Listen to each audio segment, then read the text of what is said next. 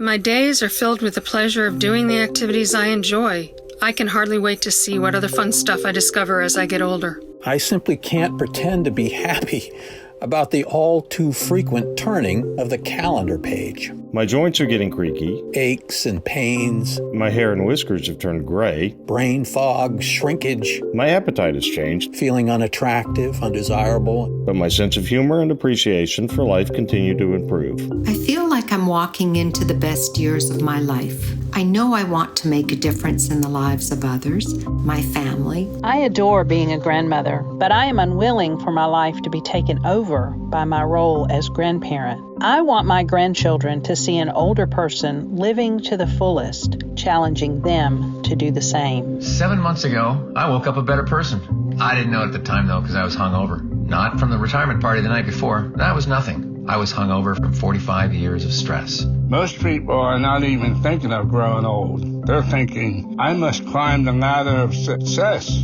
Then it happens. We're older than we ever thought we would be. Some people are having trouble remembering their children's names. I'm not at that stage yet, but I am beginning to feel the weight of all the things I've learned, experienced, and read in my 72 years. Just when we've developed an ability not to be overly concerned of the judgment of others, another social stress monster rears its ugly mug. Invisibility. But please don't make assumptions about me based on the wrinkles on my face, color of my hair, or the cut of my clothes. Ageism, like racism, sexism, and all the other isms, emphasizes our differences instead of celebrating our similarities. I hate to admit it, but I am turning into my mother. When I was young, I thought she was so square. What's up with that? Crow's Feet. Life as we age. And good evening, or whatever time it is where you are. Some of us have a cocktail, some of us have coffee. We're delighted to have all of you joining us for the premiere party of the Crow's Feet Life as We Age podcast. I'm Jan M. Flynn. I'm a member of the Crow's Feet team, and it is my pleasure to introduce the person who is behind Crow's Feet, the podcast, and Crow's Feet Life as We Age itself, and she'll be your host this evening.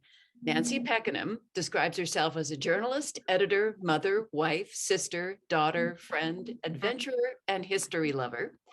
And I can tell you, she's got a quiet genius for getting people together and making good things happen, like this. So with that, let's turn it over to our host and the editor of Crow's Feet, Nancy Peckenham. Well, thank you, Jan.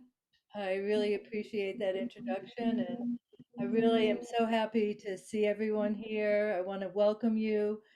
We have people joining us today from across the US, in Canada, down in Australia, and really several other countries around the world. So welcome to everyone. Before we go any further, I just wanted to mention if you could mute your mics. Yeah, I was hearing a little funny noise. Now it's gone. But you know, it's been 3 years since I created Crow's Feet, and it's just so rewarding to see how many people have responded to the call of, you know, having a publication where we can express our views about life as we age. And really the motivation for doing that was not just to express our views, but also to change how society sees us and sees aging itself. It's really an honor to fulfill this mission, which is to be part of the conversation about what life really is as you age. There are so many preconceptions and stereotypes, many of them inaccurate. And Crow's Feet is a place where you can come and read about, you know, what people are really doing as they age, and also to pick up a lot of tips and a lot of wisdom.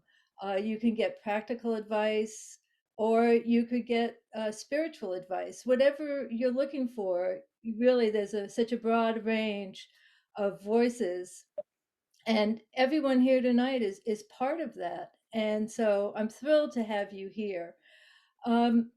Today marks the launch of the Crow's Feet podcast, which is another step in our effort to spread the word about how life can be a really positive experience later in life. We're going to be, we expect to have dozens of Crow's Feet writers in future episodes. Sorry, I get a little distracted by someone's voice, but reminder to mute those buttons if you can. Anyway, we're expecting to have lots of episodes.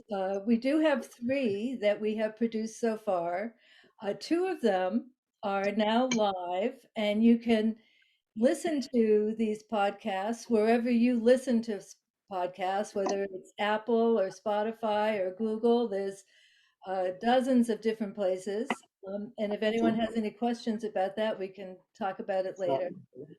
We expect to have the 3rd episode released sometime in early July. But before we get into the nitty-gritty of what's in it, I'd like to let you know a little bit about how we came up for the idea of a podcast. Well, really, the idea itself was pretty easy because we wanted to spread the message about how we're experiencing life and making a podcast seem like the next natural step. So back in January, a group of us got together, about 50 or 60 Crow's Feet writers, and we met in a Zoom meeting like this and talked about different things of, what we can do to spread the message. And several people expressed interest in doing a podcast, and that was great. Some of us have a background in broadcasting and experience as journalists, and of course, we're all writers, so we all have something to say. So we met every week and we figured out some technical aspects like what's the best microphone to get and how do you create a soundproof space to record an interview? How do you interview someone? And that was all really great. And we were kind of moving along and had lots of ideas. But, we came to realize that what we really needed also was someone who could pull all of these pieces together and edit and design the final product that you're going to be hearing later today. And we did find someone who you're going to meet in a few minutes, along with the rest of the Crow's Feet team. We're all volunteers. We do this because we believe in what we're doing. We're doing this because we now have the time and the freedom to put our attention into these creative projects that we weren't able to do when raising families or pursuing our careers. And it's one of the really positive flip sides of what many people have painted as a negative old age. In fact, it's nothing but a positive experience for many of us here at Crow's Feet. And if there is something negative, you can be sure we're going to write about that too, because life is not a bed of roses. And so we're not Pollyannas on that front. So before we go any further, I'd like to introduce our current team. And since no one's actually speaking at the moment, I'd like you, when I introduce you, to just wave your hand and say hello so people can match a face to your name. I'm going to start with Elizabeth, or Betsy Allen. Betsy, there she is. Betsy is a Crow's Feet editor and a longtime freelance writer, an editor, and a writing instructor. She most recently has written 2 plays and a short story that have been produced on podcasts. And she is the host of the first episode of the Crow's Feet podcast that you're going to hear later this evening or morning if you're in Australia. Next, I'd like to introduce Lee J. Bentch. Lee is joining us, hi Lee, from Houston, Texas. Lee is a Crow's Feet writer. He's a veteran, and he has a master's degree in communication. And that's a degree that has led him into a career as a technologist. And he's still working full time. And quite frankly, I don't know how he does it all, work full time, have 5 grandchildren living in his house, and write for Crow's Feet. So we're going to learn more about how he juggles all of that in an episode, the second episode that is being released tonight. Kathy Dunn. Kathy, are you here? I saw you earlier. Let's see. Yes, there she is. Now, Kathy is joining us today from aboard her boat that she lives on with her longtime partner. And the boat's usually docked at Vancouver Island in British Columbia. And that's where you'll find Kathy writing and writing about her life there, her life on the boat, her 16 children, and her many, many grandchildren, and all of the insights she has about life as we age. Jean Felderson. Jean, I know you're here. And Jean is the host of the second episode of the podcast. Jean is a therapist, a Crow's Feet writer, a poet, a musician, and a grandmother. And she lives on a farm in Maine. So you'll be hearing more from her in the second episode of the Crow's Feet podcast. Now, you got to meet Jan very briefly at the beginning of the podcast. Jan M. Flynn has been an actor and a mayor. And in the current phase of her life, she's a Crow's Feet writer, of course, but also a fiction writer. And her work has won first place and honorable mentions in Writer's Digest competitions and has also appeared in many other publications. She writes short stories, but she's also written 2 novels. So we're glad to have her as part of the team. And then over in California, southern sunny California, we'd like to say hello to Nancy Franklin. Hello, Nancy, with the Day of the Dead mask above her head. Nancy joins us after a career as a healthcare executive. She has a love of writing, and she loves to joke about how she had time on her hands and enough time to become a Crow's Feet editor, a Crow's Feet writer, and continue with her own, humor writing, some of which has been published in the Los Angeles Times, the Chicago Tribune, and other outlets. So welcome to Nancy. And Rich Halton. Rich is the mystery sound editor that I described earlier, who came at the 11th hour after we decided we had a fantastic idea for the podcast. We just needed some professional advice. And Rich came and joined our team. He's got decades of work as an audio producer. He has worked at one time for public radio, and during that period, he won an Edward R. Murrow Award, which is a top journalism award for audio news documentary. So he's also got his own podcast that he started called Don't Act Your Age. So if you get a chance, you can check out that as well as the Crow's Feet podcast. And then last, but certainly not least, I want you all to meet Warren Turner.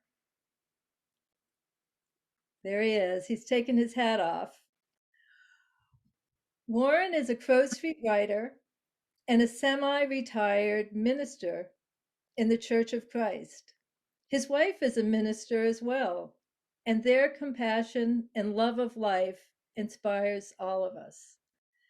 So that's our team, but it's not the end of all the people who have pitched in to help get this podcast on the air. Several other Crow's Feet writers have pitched in, including Helen Bartley, Melinda Blau, Mary McGrath, and Joe Graziano. And then our social media team has helped us to promote the podcast, and that includes Marie Ann Bailey and Ann Litz. I want to mention that Julie Ranson is here tonight. Julie is a Crow's Feet editor, and she's been editing for us now. Is it 2 years, Julie?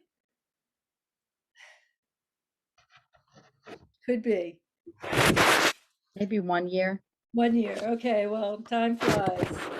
So, one of the things I wanted to emphasize by introducing everyone is to let you know how all of this is a team effort. And, Crow's Feet is really a gathering place. It's a place for people who want to take some of the lessons that they've learned in life, the good and the bad, the losses that we've had, the victories that we've had, the discrimination that we've faced, the happiness we felt about becoming a grandparent or just having the time to do things like write your memoir. It's an effort to bring all of this together in one place so that we can create a space for people who want to begin to describe and to share really some of the beautiful things of what life can be after 50 or 60, 70s or 80s.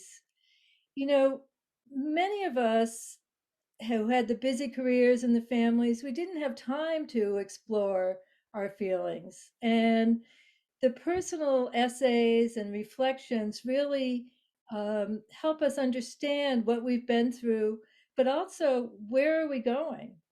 And it's not just essays that you find on Crow's Feet. You get a lot of informational pieces about how to plan for financially for your retirement, what kind of healthcare issues you might be facing and how to deal with them. How to exercise well to build up your body strength so that you have more stability as you age. There's a lot out there. There's a lot of humor. Some of the most popular writers on Crow's Feet are humor writers. And, it's good every once in a while to laugh a little bit about this journey through life. And how is the world reacting to Crow's Feet? Well, if our publication on Medium is any reflection, more than 3,000 people a day come and read at least one article on the website, and more than 5,500 follow the publication and all of the different stories that appear there. Dispelling the myth that, older people are no good at social media. We have a whole social media team. Crow's Feet has 600 followers on Instagram. We have a Facebook group that has more than 550 members. And we have Twitter. We have 400 followers on Twitter. And, we're always looking for more people who want to share their experiences, whether it's through the written word or perhaps in social media or even in future podcasts. But I just wanted to say, that we got to this place because I and many others of us got a message throughout life that aging was something to be avoided at all costs. And it's really silly because if there's one thing that we all do, it's age. And our views on aging have been constantly in flux. If you look back to the late 19th century and the early 20th century, there was not yet the cult of youth, the glorification of youth that we found when we were all growing up. And it was great in the 50s and 60s because we were young and, young was great. But the flip side of that was the development of disparaging of people who are old, fearing becoming old, and ageism, which of course is a scourge in the workplace and in life in general. So, against that backdrop, many of us had questions. I know I did. When you hit your 50s or 60s and you wonder, what is my value anymore to society? What is my worth? But my mother lived to be 102. And if I'm lucky, then I'll live that long. And that means at 50, I still have half of my life left to live. And part of the reason why I started Crow's Feet was because I was motivated to do something with my life. And I had the time and some of the skills from my working career to create this platform and, really create this community, because without the community, there is no Crow's Feet, because just one person crying in the darkness is not going to change anything. So we wanted to be part of the conversation, and the podcast is just one more step to realizing that dream. Now, when I was preparing to create Crow's Feet, one of the people whose work encourages us to see the positive side of aging and to see it from a different perspective is a medical doctor who found her life direction when she started to work with older populations. Louise Aronson entered the field of medicine because she wanted to make a difference in people's lives. She wasn't sure how that was going to happen until her third year of medical school, and that was Harvard Medical School that she attended, and started working with patients and realized that the humanity of medicine lies in the patient. And as she entered her field of geriatrics, she discovered that talking to people and listening to patients gave her a vastly different understanding of aging. And she could see that, the medical field was missing a lot about what older people need in terms of medicine. In her award-winning book, which was published in 2019, called Elderhood, Redefining Aging, Transforming Medicine, and Reimagining Life, Dr. Aronson notes that we have created a society where we do everything possible to stay alive, yet we dread being old. So as Mary McGrath said in the opening montage of Voices, what's up with that? How can you keep people alive but not be as concerned about the quality of their life? In her book, which was nominated for a Pulitzer Prize, Dr. Aronson notes that the vast majority of us can now expect to live a third act, or elderhood, a period that starts in your 60s and 70s and can go on for decades. Here at Crow's Feet, I like to think that we're living out some of Dr. Aronson's predictions and finding that life does indeed hold deep meaning later in life. Well, we're delighted that Dr. Aronson could join us today. She's going to say a few words. She's joining us from the University of California at San Francisco, where she's a practicing geriatrician and a professor. And we're so happy to hear a few words from her. So I'm going to cede my mic over to her. Great, thank you. Well, I'm here actually because I guess, Nancy, maybe you tagged me on various social media and sent me things. And I loved the proposition of Crow's Feet, because I think one of the worst things about old age, obviously there are bodily changes that most of us might not sign up for given our choice. But I actually think that part of it is the disempowerment, which is artificial in many ways and yet ubiquitous. So when Nancy approached me and when I saw the project, I just loved it. And now I've heard about all of you, so I'm even more impressed. Very exciting work, and I'm really happy to be here. One of the things I've been thinking about, when you become a geriatrician, you're sort of told all the things that we're told about old age, which is, it's debilities and it's hard and all this stuff. And then I started taking care of patients and I realized, yeah, those things happen. They usually happen towards the end, sometimes sooner than people would like.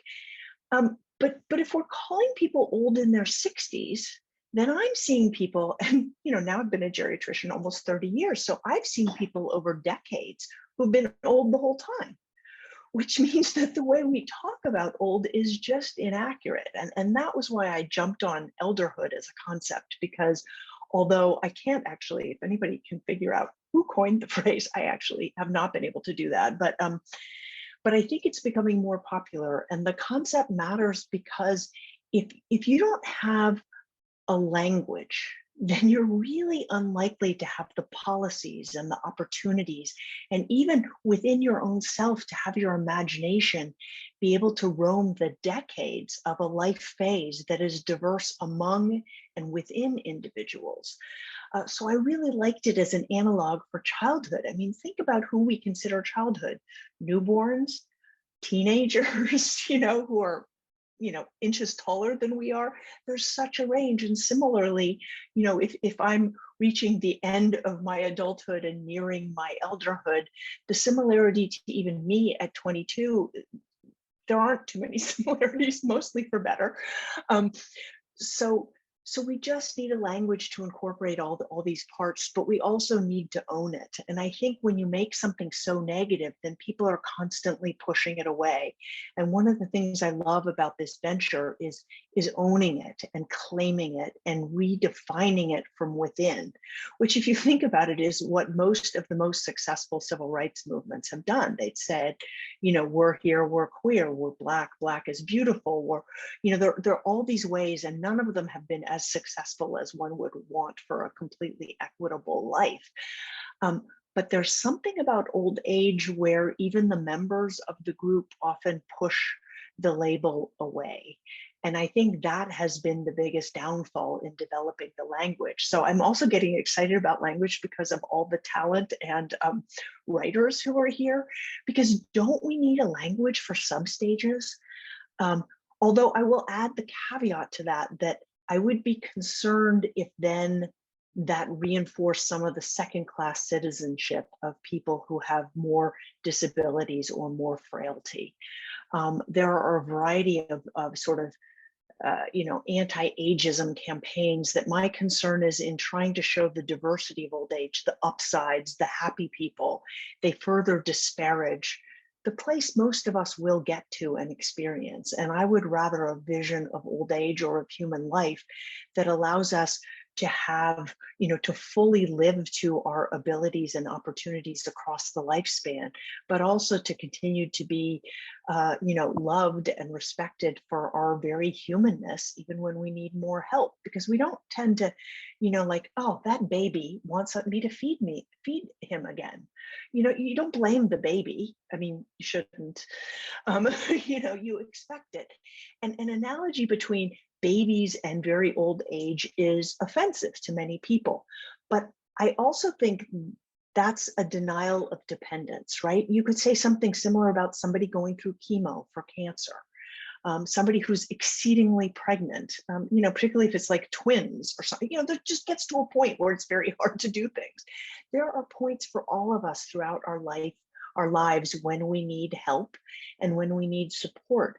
And if we created a society, imagine if older people, in creating a future they don't mind aging into, created a world where it was easier to be a person of any age or background with any needs. I mean, I feel like aging has this opportunity now that so many more of us are living so much longer to really figure out what we can do with those decades. Like, we are probably the first generations to really get to figure out what that could look like, which can make it hard because there's no pathway, not too many obvious pathways, but it's also a real opportunity for creativity and innovation.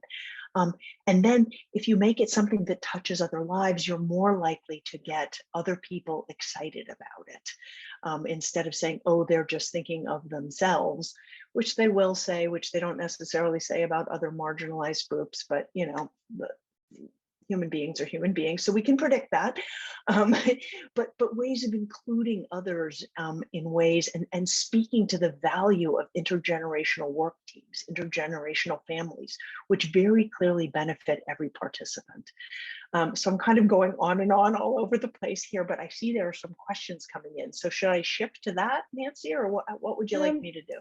Well, I do want to get to the questions, but I'm going to sneak in since I'm the moderator and ask you a question, because I think it's great that society in general is looking at our living arrangements and our transportation issues and things like that for when you age. But the medical community, at least where I live, we don't have any geriatricians or gerontologists. We have a cancer specialist and an orthopedist, but the idea of if you could tell us a little bit about where the medical community is going to look at the whole patient as they age. Mm. Well, during pandemic, 1 in 5 healthcare providers have quit the profession because the healthcare system is in a crisis, and the pandemic made it that much worse. So I guess I'm sure, on the one hand, this is a huge and immediate problem. In San Francisco, I haven't had a primary care physician to refer people to for a year and a half at any of the major health systems. So I'm not in a place with an orthopedist and, a cancer specialist. I'm in a place with like thousands and thousands of doctors, and I can't find primary care doctors for people or get them in a timely fashion to specialists. So I think a good outcome would be the system is in major crisis and we reformulate it. If you think about it, go back to the cave paintings at Lascaux or wherever and look throughout human history. And when you see depictions, whether in writing or physical art, of human beings, you generally acknowledge these 3 major parts of the lifespan: the child, the adult, and the elder. And yet in our healthcare system, we have children's hospitals and adult hospitals and children's specialists and adult specialists. But which phase of life do you actually require the most medical care? Oh, the one for which we have hardly any specialists. But I also have to admit that my profession, and I'm trying to push back on this and getting some traction. The pandemic was a little bit time consuming, so things were put on hold, trying to save lives. But my profession will say there are so few of us that what we're going to do is focus on the oldest and frailest. And what that does is akin to what I was talking about earlier, whereas if you push old age away, it becomes something small, something easily neglected. So we have been part and parcel of that. And the original intent of a geriatrician was to be an analog to an internist or a pediatrician. Literally, the terminology came from a pediatrician and a geriatrician chatting about almost a century ago now. And so really what we should be doing is not just treating people when they're in end stage old age, but applying all the knowledge we have for ways to delay, to prevent, to optimize across the stages and phases of old age. How do we get attention for that? Well, sadly, you would think it would happen because everybody's human and most of us are going to be old, but there are now some financial incentives for this, and mostly there are financial disincentives for the status quo, which is high utilization and people coming back, because the medical model currently, it calls itself a healthcare system, but really it's a medical care system. And as, at various points across the lifespan, but certainly in old age, the way to optimize health also requires attention to the physical environment and creating an age-friendly home, which most people delay too long until they really need it. And that often leads to a placement at an institution they don't want to live in, or a move to assisted living maybe sooner than they would want to. To functional abilities, maybe you can't fix the disease, but you can find a different way of having the person remain independent and do things. To social networks, and that's particularly as people reach their later 70s, their 80s, their 90s, their 100s, because many of the people they relied upon are no longer around or may not be in a position to help. So how do you create the structures that enable all of that? And there are lots of good systems. They don't get taken up as much as they should, but there's starting to be movements within parts that aren't just the tiny bit of geriatrics in the American healthcare system.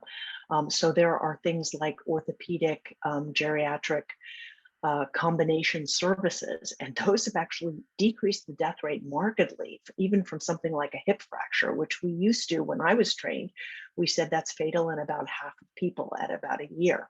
And now, I'm seeing people years after their hip fracture. It's fantastic. And we've learned why that is.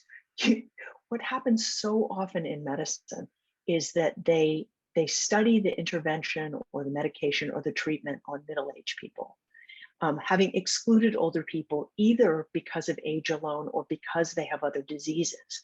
And then when they apply it to the older age people and they get different results, generally worse results, they blame old age instead of the fact that they never proved it worked in that population in the first place.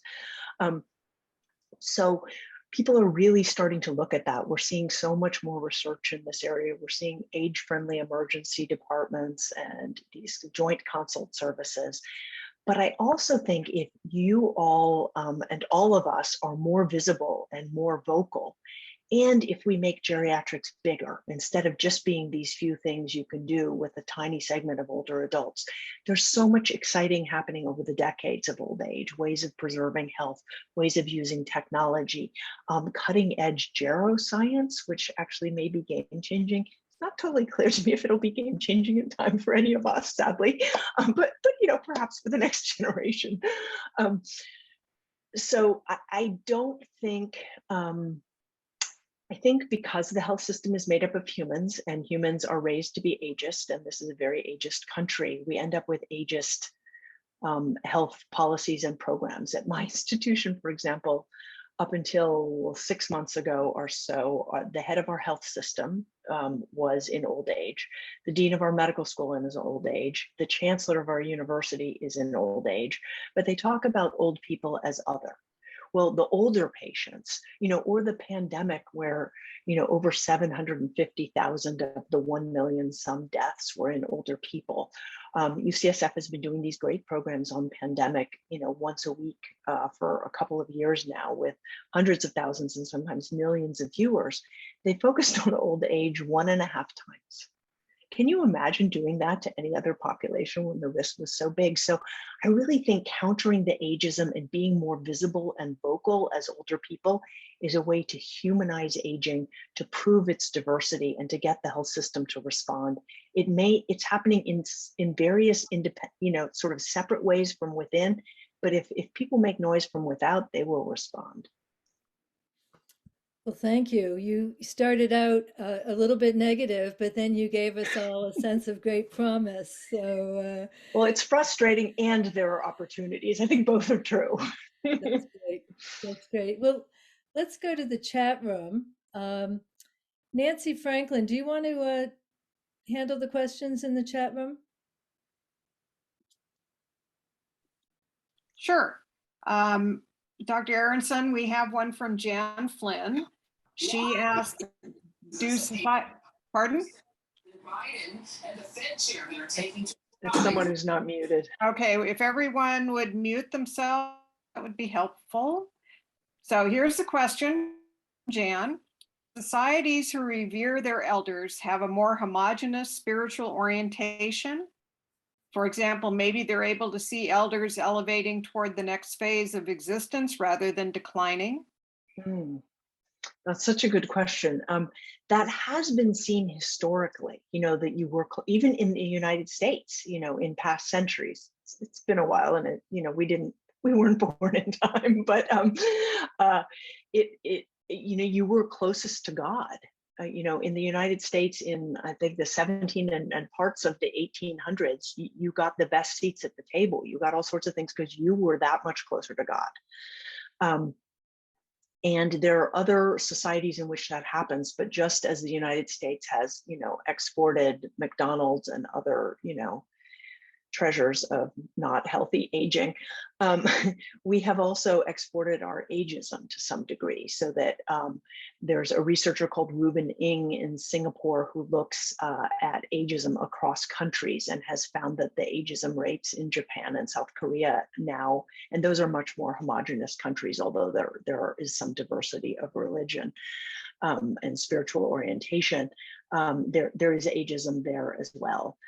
There's also the phenomenon of when suddenly one portion of the population becomes much bigger, it's a threat in some ways. I mean, you see this in our media a lot, where it's as if the elders are a threat to the youngsters. When you know, really most of us go through all phases. It defies reason, but I guess it sells papers. So yeah, so yes, and it's not as common as one would like now. And as societies become more secular or more divided along religious lines, it becomes harder to even have that conversation because it comes down to institutionalized religion rather than spiritual orientation and a larger view of God or spirituality. Okay, we have another one from Kathleen Murphy. What countries are not as ageist and how are they different? That's interesting. Oh, I wish I could remember. I see this graph in his article. I was so focused on the fact that everybody always asks me about Japan and South Korea that I'm going to have trouble answering that question. I will say that from what I recall, it's generally smaller countries and often maybe more homogenous. So you'll see sometimes in certain Scandinavian countries, for example, that things are better. And that's probably because it's smaller and the people who are aging you're related to if you're in a small town or they look just like you, or it's easier to relate to them in some ways, or there's just more cultural continuity so you can have more innovations because you don't have to deal with as much complexity. I should really be able to answer that. And I will look it up when we're done, but that doesn't really help you. Well, here's another one from Susan Cowell. One problem I see for health access is that when you get older, the odds are high that your longtime PCP retires. And then older folks end up with a collection of specialists addressing each medical crisis at a time when they need someone who will look at the whole person. Do you see that? And what do we do about it? I completely, wholeheartedly, and tragically agree. The other thing is a lot of people become specialists and within specialties. I'm actually working with a colleague at Arizona on an article about partialists. So it's not even some specialties anymore. It's like you're a neurologist, but you only do epilepsy, or you only do Parkinson's, or you only do traumatic brain injury. You know, it's a subsection. Or recently I had a patient who had a knee problem and then developed just a sore shoulder and was at her orthopedist and asked about the shoulder. And the orthopedist says, well, I can't really comment on that. Ask your primary. So here's a person who spent 4 additional years of training focusing on joints, clearly learned more about shoulders than a primary care person does, who's in charge of the entire body and is sending them back. And they get to bill like 3 to 5 times more than the poor primary care person who is left with everything. So are PCPs retiring? Yes. Part of the efflux has been people saying like, whoa, it's just getting worse. I'm old enough, I'm going to be out of here. Part of it is young people, particularly young mothers, unable to cope with pandemic and the stresses. A lot of it is primary care people because the electronic medical record, although helpful in many ways, has added hours and hours of what's called pajama time to work. So for every clinic, I have at least as many hours unpaid of work, charting and handling questions and notes. And the system just isn't really acknowledging that very well at all. And the more you do primary care, the more you are the place people come, you know, for that sort of stuff. And there isn't a part or a problem that you aren't technically supposed to take on in some way or other. Although what some primary care people end up doing is just referring here and referring there, and then you end up with your collection of specialists because they're not given enough time. And then they know they're not doing the job they're trained to do, and they're miserable and they quit. So in my perfect world, and actually for health systems, they get paid the most if you require intensive care, the next most if you require a major procedure or hospitalization, and very little if you're in the outpatient setting. So they don't pay much attention to that. But where does a human being want to be? I would much rather have a disease that could be treated in the clinic than in the hospital. And certainly I would prefer never to need intensive care, though, you know, many of us will at some point. So I would restructure, I mean, there's a couple things. I would restructure the finances so that we actually incentivize care in the places and of the types that we want. Somebody who can take the time and has the time to put together the fact that maybe the thing that's going on with your nervous system is related to the thing that's going on with your heart. Or, I mean, there's just been all these ways in which each person focuses myopically on their area or part, and nobody really has the time to pull together the whole. So I think we should incentivize that. Also, if you have an older clinician, probably best to start looking sooner than later for someone with, with whom you have a good match or rapport. On the one hand, you might leave that older clinician sooner than you have to, but it also means you won't have somebody brand new in a crisis, or you won't suddenly hear they're retiring in 3 months and have to take whoever you can get, which is quite likely now. We do know across countries that countries with the most robust primary care systems have the best health outcomes. Most people don't realize that although the United States innovates in all kinds of important ways, we're generally ranked in the high 20s or mid 30s for overall health outcomes. So we think we have this great system, but our outcomes don't actually prove it. We innovate well, we care much less well. So try to find the right primary who thinks that way. Sometimes I find family docs are better at that than internists. Sometimes people will mention holistic care. Is it somebody who's learned there is a trick where you can bill by time so you can spend more time with people or more time getting to know people? What's their philosophy? How do they approach it? Do you know other people who see that person and who send notes and get responses? And then again, I just want to reiterate, like, make noise, because I had a note from, I take care of a couple, and the husband sent me a note just last week saying their primary care was one of the younger people who stopped working, and so they haven't had primary care since last November because we can't get replacements. In January, his wife was found to have a cancer, so no primary care.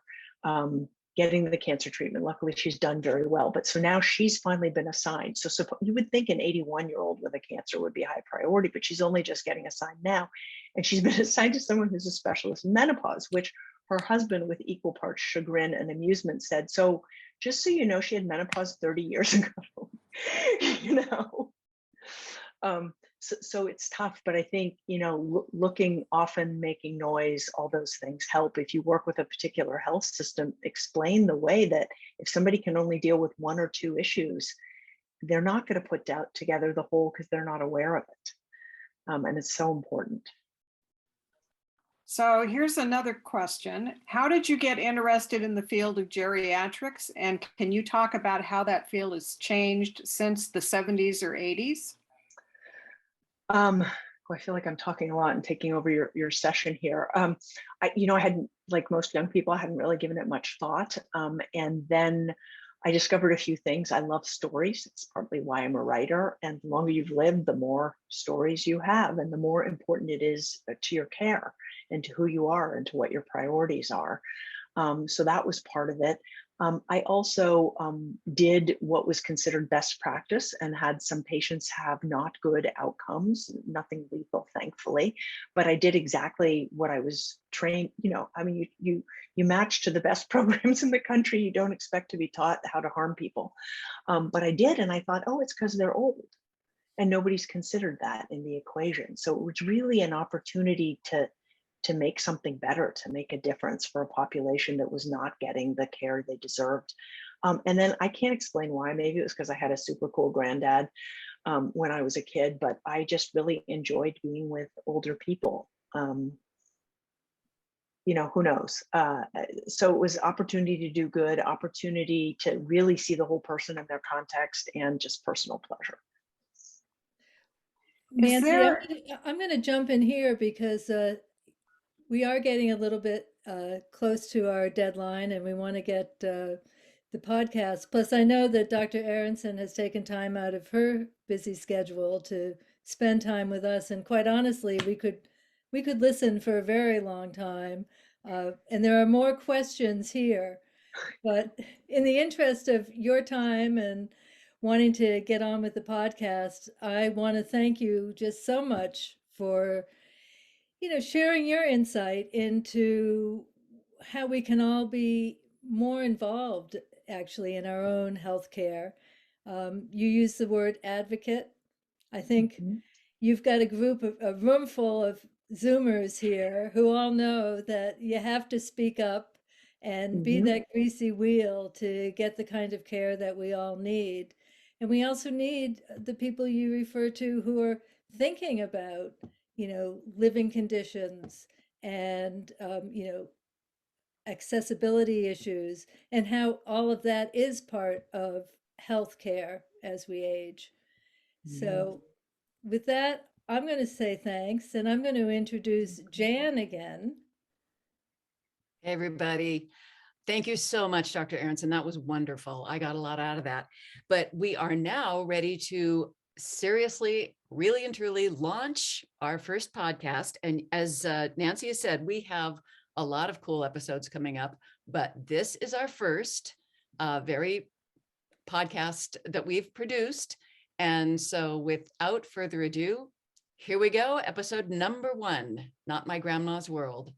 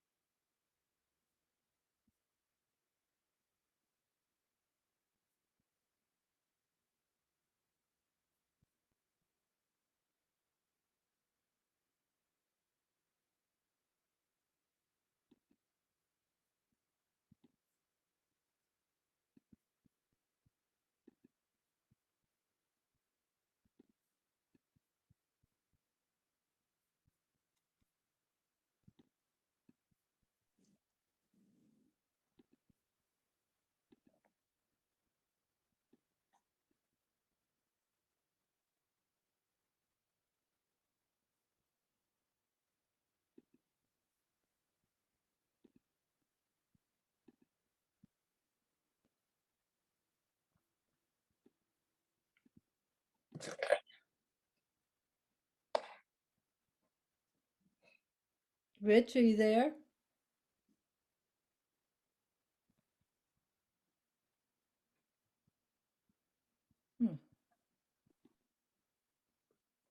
Nancy, I'm not hearing anything either. I'm not either. Rich? Well, I can play it from here, since I'm not seeing Rich either. So why don't I do that? This is Crow's Feet, a place where we ponder the question, are these our golden years? Or does aging just suck? Well, yes, getting older is not for the faint-hearted, but aging also brings wisdom and humor, a finely tuned perspective on life. In our podcast, you'll hear the voices of more than 300 writers who will inspire you and often make you laugh about this journey through life. Hello, everyone, and welcome to the first ever episode of the Crow's Feet podcast. I'm Betsy Allen, and I'll be your host for today. As you just heard in our intro, with this podcast, we want to give our listeners an opportunity to hear from the many writers whose work we publish on the Crow's Feet page of the Medium writing platform. There, they share their thoughts, their wit, and wisdom about aging through the written word. But now, with each episode of the Crow's Feet podcast, you'll be able to listen as we introduce a writer with a story to share or an expert with enlightening information on how we can all better navigate our later years. Some of these people will make you laugh. Some might make you reconsider a preconceived notion, bring a nod of recognition, or even stir a memory of your own. But all of them have interesting and thought-provoking things to say about life as we age. Let's listen to a few of the voices you'll hear on the podcast. My days are filled with the pleasure of doing the activities I enjoy. I can hardly wait to see what other fun stuff I discover as I get older. I simply can't pretend to be happy about the all too frequent turning of the calendar page. My joints are getting creaky. Aches and pains. My hair and whiskers have turned gray. Brain fog, shrinkage. My appetite has changed. Feeling unattractive, undesirable. But my sense of humor and appreciation for life continue to improve. I feel like I'm walking into the best years of my life. I know I want to make a difference in the lives of others, my family. I adore being a grandmother, but I am unwilling for my life to be taken over by my role as grandparent. I want my grandchildren to see an older person living to the fullest, challenging them to do the same. 7 months ago, I woke up a better person. I didn't know it at the time, though, because I was hungover. Not from the retirement party the night before. That was nothing. I was hungover from 45 years of stress. Most people are not even thinking of growing old. They're thinking, I must climb the ladder of success. Then it happens. We're older than we ever thought we would be. Some people are having trouble remembering their children's names. I'm not at that stage yet, but I am beginning to feel the weight of all the things I've learned, experienced, and read in my 72 years. Just when we've developed an ability not to be overly concerned of the judgment of others, another social stress monster rears its ugly mug. Invisibility. But please don't make assumptions about me based on the wrinkles on my face, color of my hair, or the cut of my clothes. Ageism, like racism, sexism, and all the other isms, emphasizes our differences instead of celebrating our similarities. I hate to admit it, but I am turning into my mother. When I was young, I thought she was so square. What's up with that? Crow's Feet. Life as we age. You'll hear a lot more from our writers in the weeks to come. But today, we wanted to start with a very special guest, one who will help us set the stage for this new endeavor.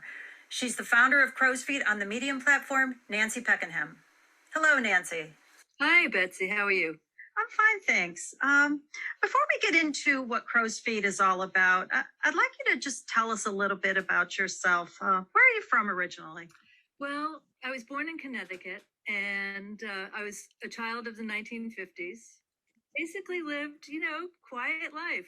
Did you come from a large family, small family? Well, I had 3 siblings, so we were a party of 4, plus my parents.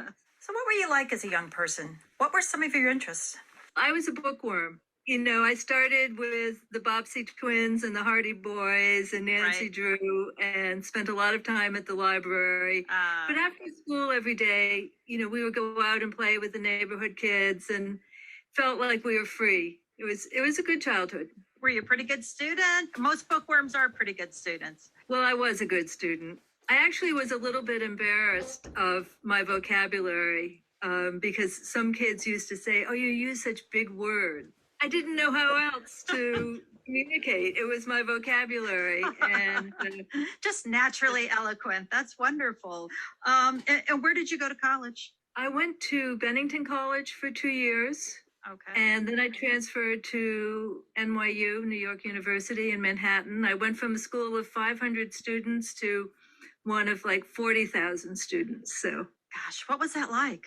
Well, I loved being in the city. I was 20. I had an apartment in Greenwich Village with my sister. We were just, living the life. Was really attracted to the music and the culture of the late 1960s and, wanted my freedom. And what was your major? Anthropology. And I loved it. I actually decided that major when I was still in high school because I was so curious about the world and I wanted to know more about people. I'm seeing some interesting threads here. The love of reading, a love of culture, a love of people. But after you did complete college, what did you do for work? Where did you go from there? Well, I began pursuing my dreams. And that meant I didn't really work to earn a lot of money, but I went to Guatemala and I did some study on land reform. And at the same time, there was a civil war that was emerging there. This was the late 70s. So I began documenting human rights violations in the indigenous population and decided I really needed to be a journalist so that I could tell the world about everything that was going on. And so I kind of shifted my focus. I came back to New York and I took a couple of writing courses at Columbia University and another one at NYU and launched a freelance writing career. What else did you write about during that time? What did you find most piqued your interest? Well, I actually branched out a little bit because many of my friends at New York University had gone to film school there. They have a very well-established film school. So they said, we should make a film about Guatemala. So that's when I got into documentary filmmaking. And we made 2 films about Guatemala and made one about Peru. So I wasn't writing as much as producing. I did co-edit another book on Honduras. And then I went to work at WNET, which is the public TV station in New York. What were you doing for them? I was an editorial assistant at their monthly magazine called The Dial. I was young, you know. Later on, I know that you got into some work at CNN. Yes, I did. I had moved to Georgia to take a job as the communications director for the Textile Workers Union. I loved traveling around the South and organizing unions, but it was exhausting. I left that job after 5 years, and I really wasn't sure what I was going to do. I had heard good things about CNN, so I taught myself how to write for broadcast news, took a test, and was hired as a writer in the newsroom. Shortly after that, I got a position as a writer at CNN World Report, which presents the news as reported by broadcasters around the world. How long were you there? I was there for 11 years. I became an executive producer, and I ended up coming to New York and overseeing the daily production in the New York Bureau. But by then I had 2 small kids. I had a full-time nanny, and I never saw my kids, and I really wasn't happy. I wanted more control over my life. So I stepped back from CNN and taught for a while at the State University of New York until I started a local news website in the town I lived in, so that I could be with my family was a priority. You had a little bit of that entrepreneurial spirit too, of kind of starting your own thing. Very brave with 2 children who are small. Well, you know, you just got to put it out there and see what happens.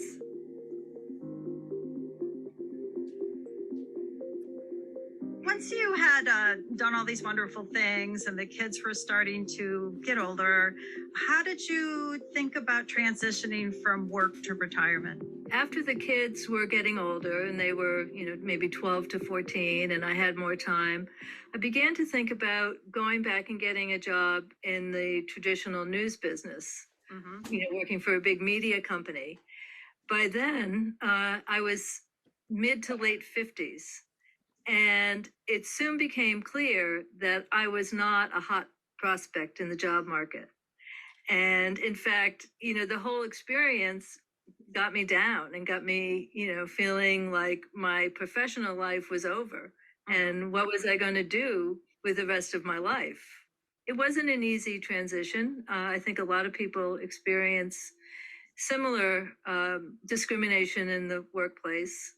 So my husband convinced me to sell our house, and we bought a Sprinter van, and we went traveling around the country for 4 years. That kind of took my mind off my problems. Was this as exciting as it sounds? It was great, and surprisingly, it really brought my husband and I closer together because we had to share this small space. And you know, every day he was still working and he works online. So then in the afternoon, we could go out exploring and hiking. And, you know, I got stronger physically and in better shape. And, you know, just saw so many incredible places, made 3 or 4 trips to Alaska. It was great. So after that adventure, what did you think you might do?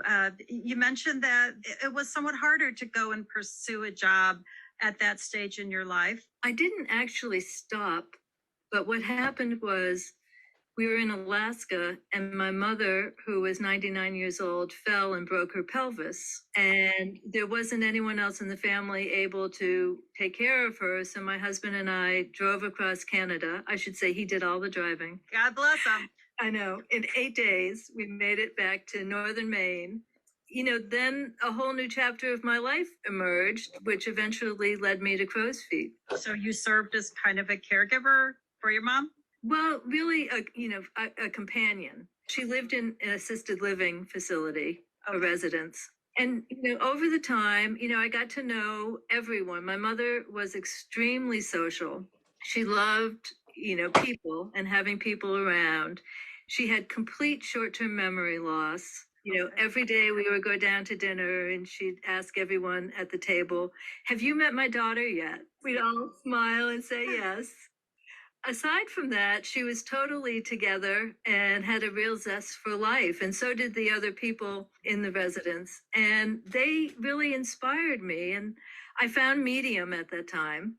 And I started writing, and I was really examining my relationship with my mother, and then writing a lot about her and the people who live there, and seeing them for the first time from a very different perspective, because I too, have looked at people from an ageist perspective where, they look like a lot of old ladies with white hair. Yes. But in fact, each one has a rich personality and individual interests. And so it was a real eye opener for me. I've had the occasion over the years to spend time with older people, and it's amazing how your perception of that changes over time as you get older, and you see all the nuance and the humor and the wisdom. I think you brought along a poem that you wrote somewhere in that time. It's called "Talk to Me When I'm Old." The background on it is exactly what I was just referring to, where people ignore older people, that sense that you're invisible. And it creates a dynamic that's very negative for the older person and ultimately for the person who holds the view. But one day I was out for a walk and I just got frustrated because I had witnessed exactly that behavior very recently. So I wrote this poem. It's called "Talk to Me When I'm Old, a Lifetime of Humanity to Share." Well, we'd love to hear it. Sure. It's "Talk to me like I'm not there, and I will disappear. Talk about me in front of me, a piece of furniture, and I will withdraw resentful. The glazed look in my eyes will be a shield against your stupidity. I'm not deaf, and I'm sure not dumb. I just can't remember what I ate for breakfast. Tell me a story, and I will feel the same passions you do. My feelings have not evaporated with my short-term memory. I am living. I am alive. Talk to me. That really is beautiful. And I think if you are an older person, if you've spent any time with older people, you do become aware of that kind of invisibility. And it's frustrating because, they are alive. They still have a lot of wisdom to share, and they're funny. It's somebody who might have a body sense of humor, might really have a lot of questions about life, don't want a lot of adventures. So I love how that poem kind of brings that out. And did that poem kind of serve as some inspiration for Crow's Feet? Well, it did. By then I had maybe a half a dozen stories I'd written either about my mother, or I also wrote some about caring for my mother, because when you change from being the adult child to being the adult parent, it's a very difficult adjustment, because I had to make decisions for my mother. I had to really be her advocate at all stages if she was in the hospital or anything. So I wrote some about, how to care for someone who has dementia, and also the role of music with dementia. And I thought, I'm beginning to get enough to really do a publication about life as we age. So I came up with the title of Crow's Feet, and, Medium makes it very easy to start a publication. So I called it Crow's Feet, and I don't even remember exactly how I contacted the first people, but I do know that Ann Litz and Julia Hubble were among the first people who got involved and sent me stories. And mostly I got stories that were about, I'm old and I feel great, personal essays. And that kind of got the ball rolling in June of 2019. I wanted to ask you what your sense was of how Crow's Feet has evolved over time as you've had more and more writers become regular submitters. One of my rules or guiding principles was not to recruit specific ideas, but to just open up and let anyone talk about the aging experience. So early on, I had someone who wrote to me and said, in my 50s, I got my long haul truck driving license. And she wanted to write about that. I never would have thought to have a story about that. And, the variety of things that people were writing about, from their own personal exploits. Some people were reflecting on what I described earlier, that transition in your 50s of feeling like, oh, I have gray hair, I have wrinkles, and nobody's going to hire me. Right. And how you discover yourself in the process. The humor. Some people write about life in retirement, because there's a lot of trepidation out there about what am I going to do when I retire after my career. People write about their grandchildren. They write about their memories of what made them who they are today. If you look at Crow's Feet, so much of it is memories, and it's almost like talking to new friends, having them all relate things that have happened in their lives that have been meaningful. It's just such a wealth of perspectives. How can you quantify for us the writers?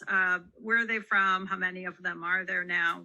Well, there's about 325 writers, probably 2/3 female, 1/3 male, which I think is great.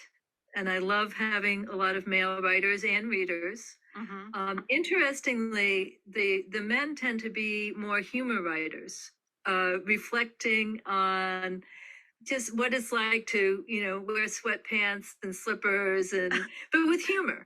And, some people write about their medical issues. But to get back to your question, we have several writers in England. We have a lot of writers in Canada, Australia, New Zealand. We have a couple of writers in South Africa, 3 or 4 from France. They're expats living in France, 1 in Italy. But the bulk, I would say 75% are in the US. What kind of feedback have you received from readers? What do they tell you? Well, one of the great things about Crow's Feet is the commenting that goes on people's articles.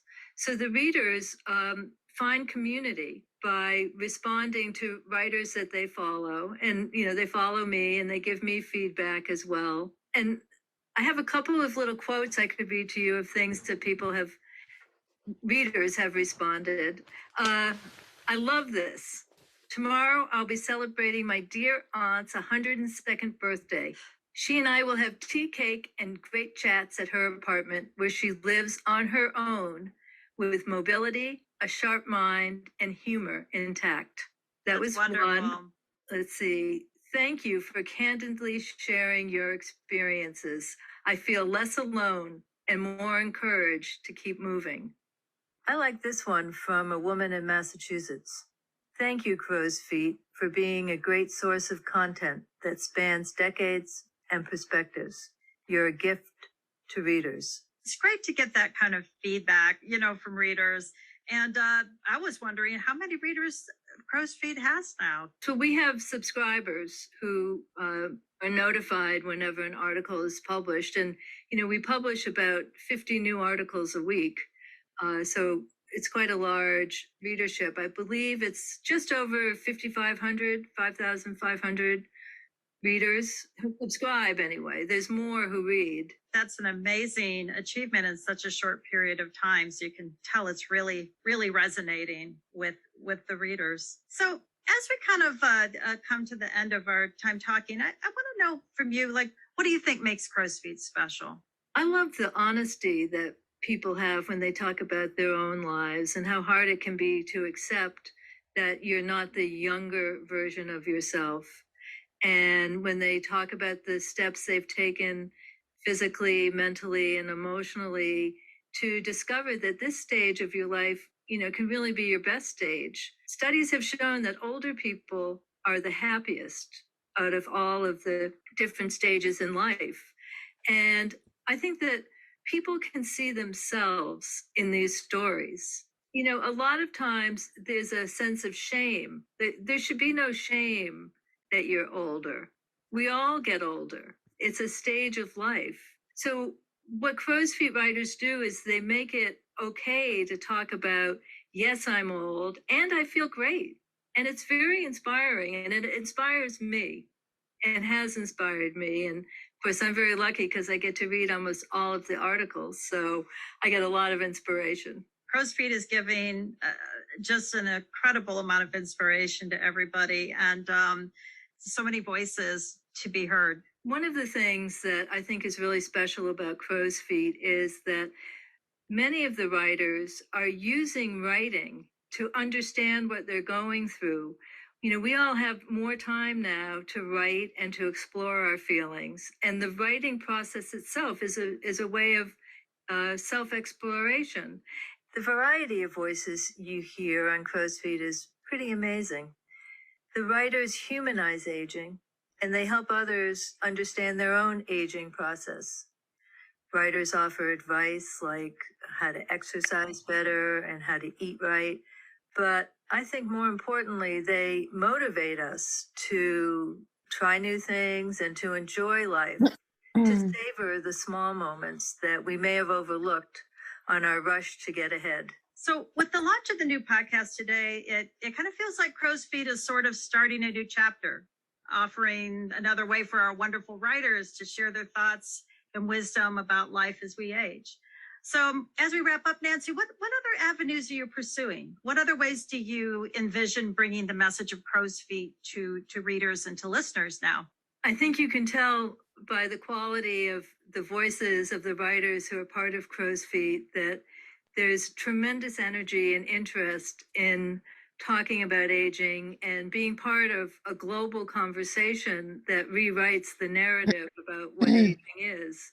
You know, we're all doing this as volunteers. This is not a for-profit enterprise whatsoever, but we're very motivated. So I had the idea of trying to capture some of this energy above writing and put out a call to see if any of the very talented writers we have additional interest in podcasting, which this is proof right here of the level of interest in getting the word out via podcast. We also have a Facebook group and an Instagram page, and we have some other plans up our sleeve. We do get together once a quarter, 4 times a year, and just have an informal kind of salon of people who want to talk about these issues and thinking of new ways really to spread the word. So we have many plans. Wow, there's certainly a lot going on with Crow's Feet, and I'm happy we could kick off the podcast part of it by hearing from the person who started it all.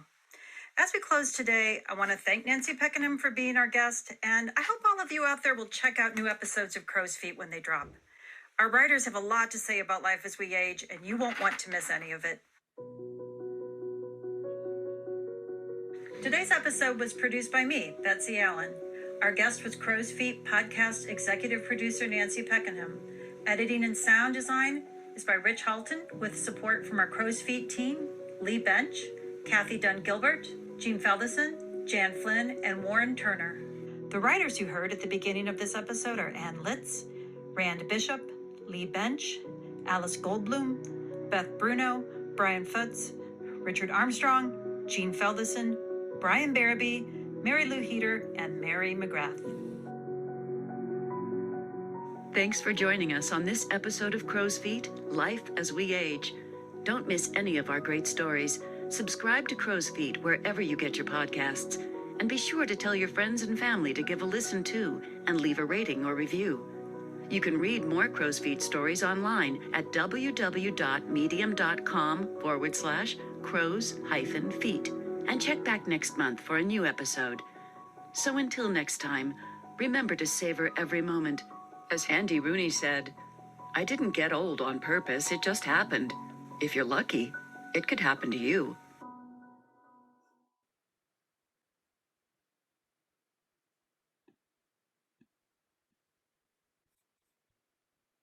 Hello.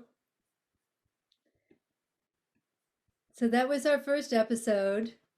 And I want to encourage everyone to check out the Crow's Feet podcast. You can watch it or listen to it on Spotify, Apple, Google, many other podcast aggregators, wherever you get your podcast. And when you go there, please subscribe or give us a rating. And, we want to do this to spread the word. And, I know many of you are already writers who contribute to Crow's Feet. And I hope that this evening of getting together inspires you to want to write more. And if you're just starting out, please contact us. We can be reached at crowsfeet8@gmail.com. If you are not part of the Crow's Feet family yet, but would like to send your thoughts and writings to the publication, we'd love to hear from you. And I encourage you all to listen to episode 2. You met the 2 people who are featured in that episode. Jean Felderson interviews Lee Bentch, and Lee has got a very interesting story to tell. It all came out of a piece he wrote for Crow's Feet about his tactic for cooking dinner every night for his 5 grandchildren and daughter who live with him. So we all know that that's quite a feat. And he's got a great take on life and an appreciation for life. So be sure to listen to that and to check back with us in early July.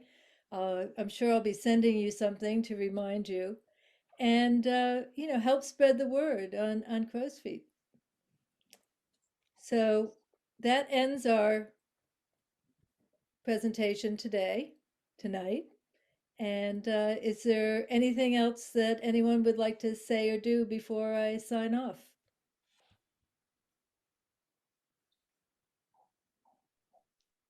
I think we're getting a lot of congratulations and thank yous in the chat. So with that, I'm going to say good night. Yes, good. All right. All right, everyone. See you soon. Bye-bye. Bye. Night.